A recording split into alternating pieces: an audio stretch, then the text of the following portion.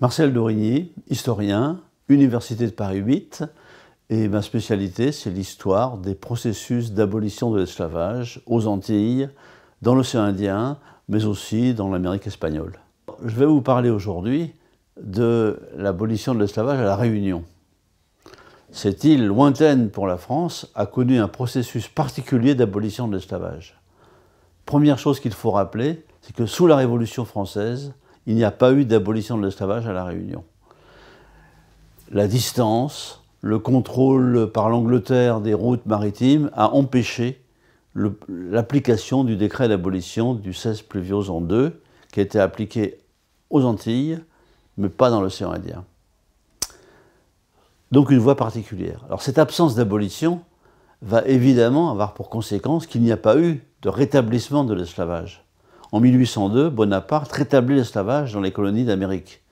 Il échoue tragiquement à Saint-Domingue, qui va devenir Haïti, mais l'esclavage est rétabli en Guadeloupe, dans des conditions extrêmement violentes, on parle de 10 000 morts, et La Réunion n'a pas connu ce traumatisme, pas d'abolition, pas de rétablissement.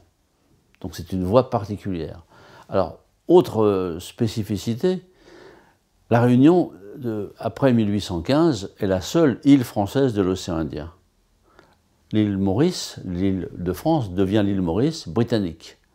Et quand l'Angleterre décide d'abolir la traite négrière, d'abord en 1807, puis en 1815 par application du traité de Vienne, La Réunion est le seul territoire qui échappe à la souveraineté anglaise.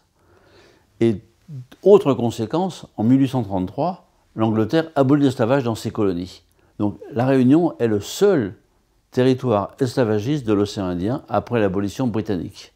Situation donc difficile pour les colons, isolés. Alors, le processus qui va aboutir à l'abolition en 1848 est donc singulier.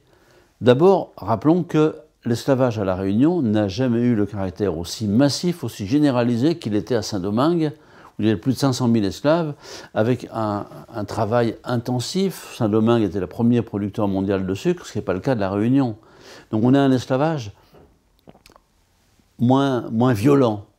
Alors il ne faut pas tomber non plus dans le mythe d'un esclavage doux, pacifique, paternaliste. Non, il y a eu à La Réunion des refus de l'esclavage, des formes multiples de refus, des formes de résistance, et même, contrairement à ce que l'on dit parfois, des révoltes, des insurrections.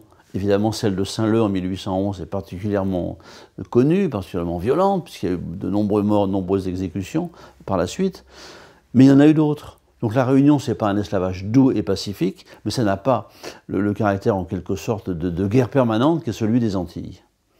Tout cela explique que les conditions d'abolition de l'esclavage en 1848 sont tout à fait différentes. À la Martinique, par exemple, les Martiniquais n'ont pas attendu la proclamation de l'abolition officielle pour se libérer. L'abolition est du 22 mai et le décret est arrivé plus tard. En Guadeloupe, même chose. Le processus a été en quelque sorte précipité par la mobilisation des esclaves. À La Réunion, ce sera la voie légale, pacifique, qui va aboutir à la destruction de l'esclavage, à l'abolition de l'esclavage.